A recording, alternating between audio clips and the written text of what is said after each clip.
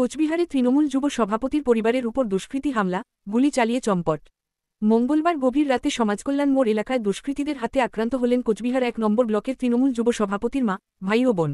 কোচবিহারে এক সামাজিক অনুষ্ঠান থেকে ফেরার সময় টোটো থামিয়ে ৫ থেকে ৭ জন দুষ্কৃতী তাদের উপর চড়াও হয়। অভিযোগ, বন্দুক ঠেকিয়ে প্রাণনাশের হুমকি দিয়ে ২ রাউন্ড গুলি ছোড়ে তারা। মহিলাদের শ্লীলতাহানি চেষ্টাও হয় বলে দাবি। ঘটনার পর পরিবারের পক্ষ থেকে কোতোয়ালি থানায় অভিযোগ জানানো হয়। পুলিশ দ্রুত তদন্তে নেমে স্থানীয়দের সহায়তায় বড়ইবাড়ি এলাকা থেকে ২ দুষ্কৃতীকে আটক করে। বাকিদের খোঁজে চলছে তল্লাশি। তৃণমূল যুব সভাপতির অভিযোগ, ধৃতরা একটি বড় চক্রের সদস্য, যারা এর আগেও ছিনতাই ও ডাকাতির ঘটনার সঙ্গে যুক্ত ছিল। দোষীদের করা শাস্তির দাবি জানিয়েছেন তিনি।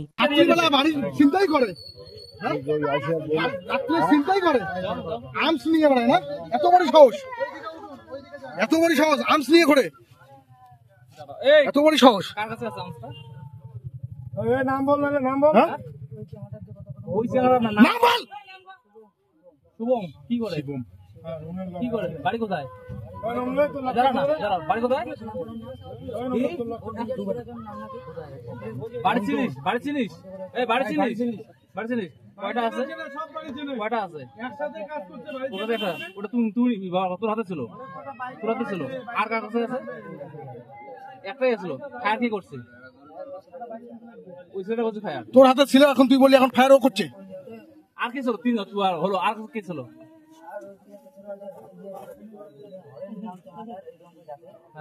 তোমরা একসাথে ছিলে আর ঘরের নাম বলাই না, একসাথে কাজ করেন আর করেন। এদেরকে রিমান্ডে নিয়ে একজনকে একটা গ্রুপ আছে, বুঝছেন? তুমি নাম কথা নামগুলো বলো না তো, ক্যাম্পে নিয়ে গেলে তো সেটা দাঁড়াতে দিব না। আমি কি বলি, বাইরে তো দেখা হবে। আমি কি বলি,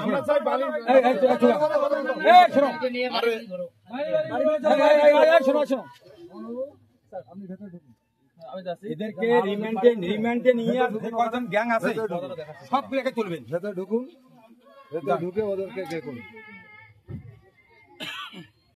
একটু বলবেন।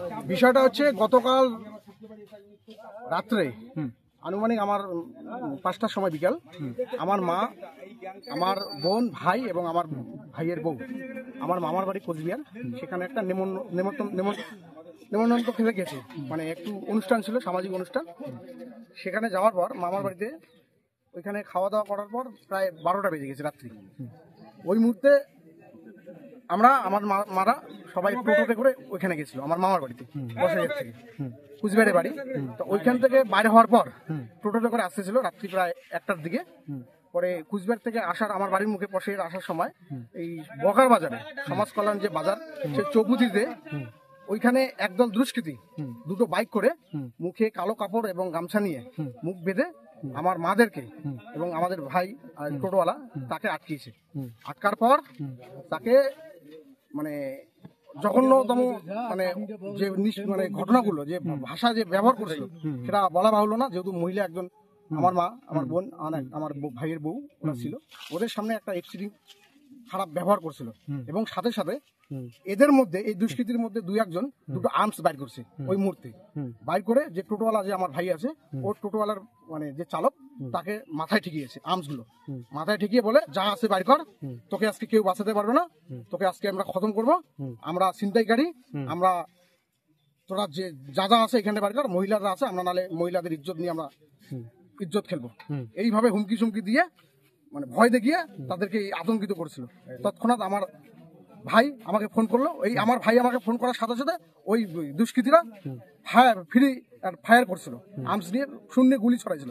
এবং ভাগ্যক্রমে টোটোতে তো ভাঙচুর করছে টোটো একদম চুরমার হয়ে গেছিল। ভাগ্যক্রমে আমার মা এবং ভাই বোন সবাই বেঁচে যাচ্ছে। তৎক্ষণাৎ আমি আজি সাহেবকে ফোন করি এবং এলাকার আমাদের প্রশাসন, তাদেরকে আমরা ফোনে পাইনি।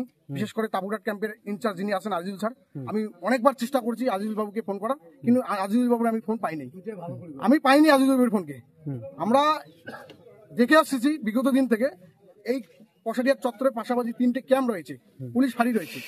কোনো ঘটনার চক্রে আমরা যদি কোনো দ্রুত যদি কোনো প্রশাসনের দ্বারস্থ হই বা প্রশাসনকে সহযোগিতা চাই, এলাকার যে 3টি ক্যাম্প আছে, সিলগিরাট ফাঁড়ি, তাবুঘাট ফাঁড়ি এবং সুটকাবাড়ির ফাঁড়ি, কোনো ফাঁড়িতে সেরকম কোনো যোগাযোগ করে পাওয়া যায় না এবং সঠিক সময় তারা আসে না। তৎক্ষণাৎ আইসি সাহেবকে আমি বলছি, আইসি সাহেব দ্রুত ওই কোচবিহার কোতোয়ালি থানার থেকে পরে ভ্যান পাঠিয়েছে, অফিসারকে পাঠিয়েছে, পাঠিয়ে আমাদের বাড়িতে এসে যাবতীয় ক্ষতি দেখছে। ক্ষতি দেখার পর পরে ওরা চলে গেছে। আমরা চিহ্নিত করছি আজকে সেই সমস্ত দুষ্কৃতীদের, এবং সেই সমস্ত দুষ্কৃতীদের আজকে চিহ্নিত করার পর আমরা পুলিশের হাতে তুলে দিলাম।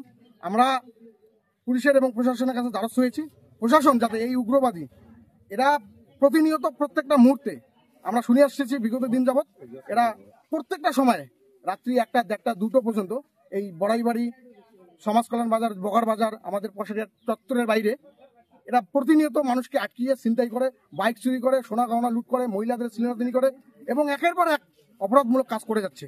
তাই আমি কোচবিহার 1 নং ব্লক তৃণমূল যুব কংগ্রেসের ব্লক সভাপতি নবীনুর হোসেন আমার নাম। আমি প্রশাসনের কাছে আর্জি জানাচ্ছি, অনুরোধ করছি এই দুষ্কৃতীদের যাতে কঠোরতম শাস্তি দেওয়া হয় এবং আগামী দিনে যাতে এই এলাকা থেকে শান্তি শৃঙ্খলা বজায় থাকে এবং এইরকম অপরাধমূলক ঘটনা যাতে আমাদের এলাকায় যাতে না ঘটে, সেই জন্য আমি প্রশাসনের কাছে করজোরে অনুরোধ করবো এবং প্রশাসনের কাছে আমি দ্বারস্থ। গতকাল এই ধরনের ঘটনা ঘটেছিল, আজকে তাকে কিভাবে চিহ্নিত করে পেলেন?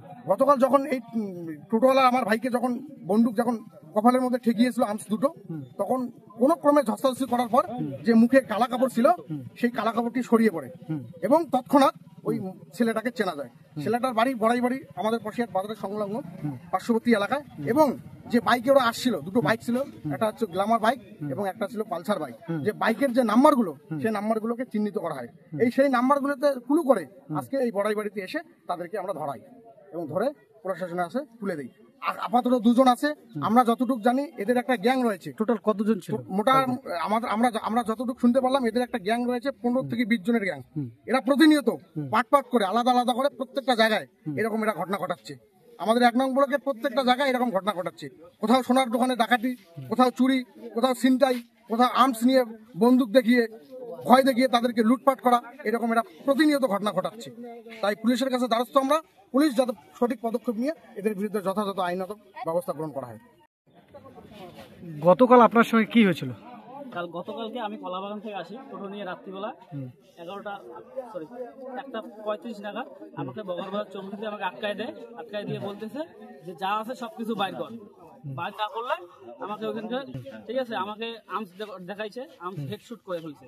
আমি তৎক্ষণাৎ ওইখান থেকে ভয়ের চোটে পালিয়ে আসি। তারপরে পালিয়ে আসি বটতলা চৌপতি ওইখান থেকে ওরা আমাকে 2টা বাইক করে ধাওয়া করছে।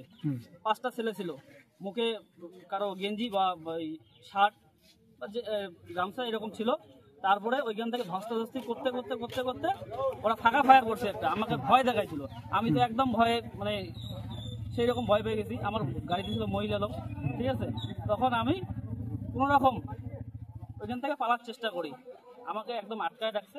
আমি আসতেই পারি না ওইখান থেকে, হেডশুট করছে, ঠিক আছে। যা আছে মোবাইল ওগুলো আমাদের নিয়ে নিছে, ঠিক আছে। মহিলাদের উপরে এরা একটা চেষ্টা প্রচুর চালাই দিছিল ওই সময়টা, ঠিক আছে। তারপরে ওই সময় গাড়ি আসছিল, একটা বয়লারের গাড়ি আসছিল। তৎক্ষণাৎ গাড়িটা দেখে এরা পালাই যায় ওইখান থেকে। তারপরে তাকে কিভাবে চিহ্নিত করলে? তারপরে ছেলেটার সঙ্গে আমার ধস্তাধস্তি তখন ওর গেঞ্জিটা একটা লাল কালারের গেঞ্জি ছিল, হাফ হাতা, সেই গেঞ্জিটা ওর মুখ থেকে মাটিতে পড়ে যায়। তখনই আমি ওকে চিনতে পারি যে এর বাড়ি বড়াইবাড়িতে। তখন আমি চিনতে পারি। তোমার নাম? আমার নাম মিরাজ হোসেন। ঘটনাটি কখন ঘটেছিল? ঘটনাটি তখন রাত 1:35 নাগাদ। 1:35